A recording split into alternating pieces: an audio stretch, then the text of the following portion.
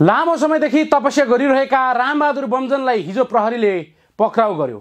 यदि बमजनको ठाउँमा अरू कुनै श्रीनिवास वा अन्य बाबाहरू पक्राउ परेको भए प्रधानमन्त्री गृहमन्त्रीको पुतला दहन भइसकेको हुन्थ्यो। तर बमजनको अनुयायीहरूले यस्तो कार्य गरेका छैनन्। हुन त धर्ममा राजनीति मिसाउनु हुँदैन भन्छन्, तर यो देश नेपालमा धर्मको नाममा राजनीति गर्ने घेरू वस्त्रधारी पण्डितहरू सयौं छन्। उनीहरू आफूलाई हिन्दू धर्मको अनुयायी बताउँछन्, तर धन्दा चाहिँ हिन्दू राज्य स्थापनादेखि राजा फर्काउनेसम्म हुन्छन्। कुनै आश्रममा प्रवचन दिनुपर्ने गुरुहरू कुनै राजनीतिक दलका भातृ सङ्गठनका नेताले जस्तो राजनीतिक भाषण दिइरहेका हुन्छन्। सडकमै निस्केर गैर जिम्मेवारीपूर्ण अभिव्यक्ति दिँदा पनि धर्मलाई छुनु हुँदैन भनेर राज्य बेखबर हुन्छन्। तर नेपालको तराईको एउटा सानो गाउँका एक गरिब तामाङका छोरा रामबहादुर बमजनले जङ्गलमा गएर बिल्कुलै असम्भव लाग्ने ध्यान शक्तिको चमत्कार देखाउँछन्। विश्वविख्यात टिभी च्यानल नेसनल जियोग्राफी र डिस्कभरीका क्यामेराले रात दिन सर्भिलेन्स गर्दा पनि उनको तपस्यामा कुनै छलछाम भेटाउन सकेनन्। आजको विज्ञान प्रविधिको युगमा समेत कसैले पत्याउन नसक्ने चमत्कारी देख्दा विदेशी समेत हार खाएर फर्केपछि राज्यले उनको संरक्षण गर्नु पर्थ्यो। तर संरक्षण गर्नु त परको कुरा, एउटा सत्कर्मको मार्गमा हिँडिरहेका एक तामाङका छोराको चरित्रमाथि हिलो छ्याप्ने काम गर्यो। बलात्कारको नै आरोप लगायो।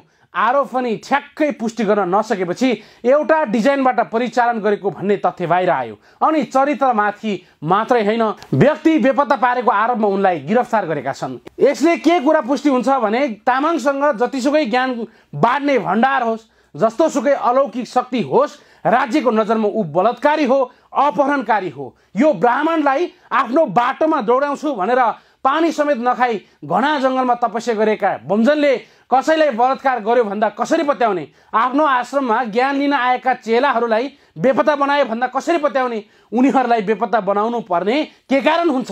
के कसैको आरोपको भरमा बिना प्रमाण यसरी एकजना धर्मगुरुमाथि राज्यले दमन गर्न मिल्छ? कदापि मिल्दैन। किनभने रामबहादुर बमजन कुनै अपराधी होइन। यहाँ कतिपयले आरोपको भरमा अपराधी करार गर्न खोजिरहेका छन्। यहाँ आरोप लागेका अधिकांश मानिस निर्दोष साबित भएर बाहिर निस्किँदा पनि अपराधी करार गरेका पाउँछौँ। यो हाम्रो समाजको चेतनाको दोष पनि होला। तर समग्र राज्यले आदिवासी जनजाति युवाहरूलाई हेर्ने दृष्टिकोण अझै पनि पुरातनवादी नै देखिन्छ। रामबहादुर बमजनको गिरफ्तारी पनि त्यसको निरन्तरता नै हो। काफी मार्फत आफूलाई अभिव्यक्त गर्न थालेका आदित्य दाहाललाई राज्यले करोडौं खर्च गरे। यो देशको ठुलो मिडियाहरू उनको प्रशंसा गरेर थाकेनन्। मन्त्री परिषदले नै उनको संरक्षण गर्ने निर्णय गरेका थिए। आज उनी कहाँ छन्, के गर्दैछन्, केही थाहा छैन। राज्यको करोडौं लगानी कहाँ के भयो थाहा छैन। तर एकजना तामाङको छोराको ध्यान बिथोल्नका लागि सारा हत्कण्ड गरे। नेपालका ठुला बताउने ब्राह्मणवादी मिडिया त हात धोएर मिसनकै रूपमा लागे नै। त्यतिले पनि नपुगेर विश्वविख्यात टिभी च्यानल नेसनल जियोग्राफी र डिस्कभरीका क्यामेराले समेत रात दिन सर्भिलेन्स गर्न लगाए। केही छलकपट भेटेन। अनि उनीहरूलाई लाग्यो ओहो यो त आजको युगमा पनि चमत्कार नै भयो। यदि यो उदय भयो भने नाथे तामाङको बच्चालाई भगवान मान्नुपर्छ। त्यसो हुँदा हाम्रो धर्म के होलान्? मिसनको रूपमा नेपालमा फैलिँदै गएको आयती धर्मको केही स्थिति होला भन्ने बडो चिन्ता भयो। यसको तरङ्ग अतिवादीहरूदेखि धार्मिक ब्यारेकसम्म पुग्यो। रामबहादुर बमजनको छुट्टै लिपि तयार भएपछि त झन् नदुख्न पर्ने टाउको समेत दुख्न थाल्यो। त्यसपछि अतिवादी, आयतीवादी र डलरवादी एक ठाउँमा उभिएर उनीमाथि षड्यन्त्र रच्न थाले। रामबहादुर बमजन पक्राउको कारण पनि तिनै षड्यन्त्रको निरन्तरता भन्ने लाग्छ।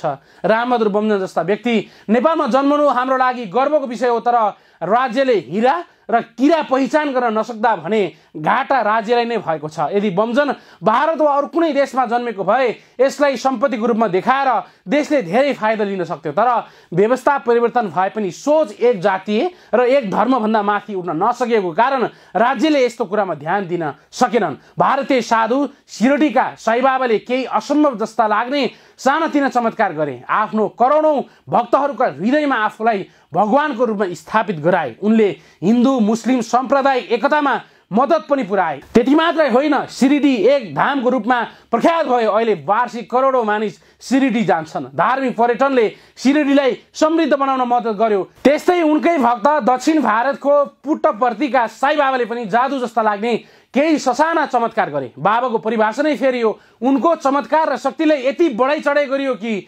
विश्वभरमा उनका करोडौं भक्त जन्मिए। उनका कारण पुट्टप्रति यति प्रख्यात भयो कि विश्वभरबाट मानिस ओइरिए। उनका भक्त अनुयायी र राज्य मिलेर उनको प्रख्यातिलाई समाजसेवा र दक्षिण भारतलाई आर्थिक समृद्धि दिलाउने काममा जोडे। आचार्य रजनीशले आफ्नो तार्किक र घोत्लिन बाध्य पार्ने दार्शनिक प्रवचनद्वारा मानिसलाई प्रभावित बनाए, एक बेग्लै विचारलाई सुसूचित बनाए, शान्तिसँग जिउन सिकाए, उनलाई पनि भगवान बनायो। आज विश्वका अर्बौं मानिस जेसिसलाई मान्छन्। जेसिस पनि एउटा मान्छे नै थिए। उनले पनि साधारण मानिसले भन्दा केही चमत्कारी देखाएको कारण उनलाई प्रभु भनेर पुज्छन्। गौतम बुद्ध पनि मान्छे नै थिए। उनले पनि सत्यको बाटो रोज्दा दरबारदेखि परिवारसम्म त्याग गरेर तपस्या गरे। आज गौतम बुद्धलाई संसारभर अरबौं मानिसले पुज्छन्, मान्छन्, भगवान भनेर डोक्छन्। उनकै नाम लिएर नेपालमै वर्षमा लाखौं पर्यटक भित्रिन्छन्। त्यसको लाभ राज्यले लिइरहेको छ। रामबहादुर बमजनको सवालमा भने राज्य र जनताले उनको चमत्कारलाई प्रशंसा र प्रचार गर्नै सकेनन्। उनको प्रख्यातिलाई नेपाली समाजको हित र नेपालको पर्यटन प्रवर्धनमा टेवा पुग्ने गरी उपयोग गर्ने बारे निजी वा सरकारी कुनै पनि पक्षले सटिक रणनीति नै बनाउन सकेन। उनको उल्लेखनीय शक्तिलाई प्रचार र सदुपयोग गरिएको भए नेपाल चमत्कारी र सिद्ध पुरुषहरूको देश भनेर चिनिने थियो। उनलाई प्रयोग गरेर नेपालले धेरै प्रतिष्ठा र आर्थिक समुन्नति आर्जन गर्न सकिने थियो। तर विडम्बना केही अदृश्य दृश्य शक्तिको पछि लागेर अपराधी करार गर्न लाग्यो। यो दुःखद छ। तथ्याङ्कले पनि के देखाएको छ भने आदिवासीहरूले धर्म परिवर्तन नै गरे पनि आयातित धर्म रोज्नु भन्दा मैत्री धर्म रोजेको पाएपछि यसले पश्चिमाहरूको बेसरी टाउको दुखाएका थिएनै। साथसाथै बमजनको छुट्टै लिपि र छुट्टै धर्म भनेर आएपछि धार्मिक ब्यारेकहरूमा समेत भूकम्प गएका थिए। त्यसको फलस्वरूप उनीहरूले परिचालित पात्रहरू प्रयोग गरेर घरि बलात्कारको फन्डा त घरि बेपत्ताको नाटक मञ्चन गरेर बमजनलाई बदनाम गर्ने कोसिस गरिरहेका छन्। खैर जे जस्तो भए पनि आरोप नै लागिसकेपछि सत्य तथ्य बाहिर आउलान्। हाम्रो आशय यति हो, यदि संसारमा जेसी सत्य हो भने बमजन पनि सत्य हो, गौतम बुद्ध सत्य हो भने बमजन पनि सत्य हो, अल्लाह सत्य हो भने बमजन पनि सत्य हो। ब्राह्मण समुदायका भएका कारण आदित्यलाई राज्यले संरक्षण पाउँदा तामाङ भएको कारण रामबहादुर अपराधी करार गर्न पाउँदैन। बस हाम्रो सवाल यति हो, कानुनी राज्यमा कोही कसैले धर्मको भेषमा लुटको साम्राज्य खडा गर्न खोजेको कुरा सत्य हो भने चाहिँ जो कोही कसैलाई छोड्नु हुँदैन। मात्रै सुनियोजित ढङ्गले पश्चिमाहरूको योजनामा नेपालको एक प्रतिभामाथि प्रहार नहोस्।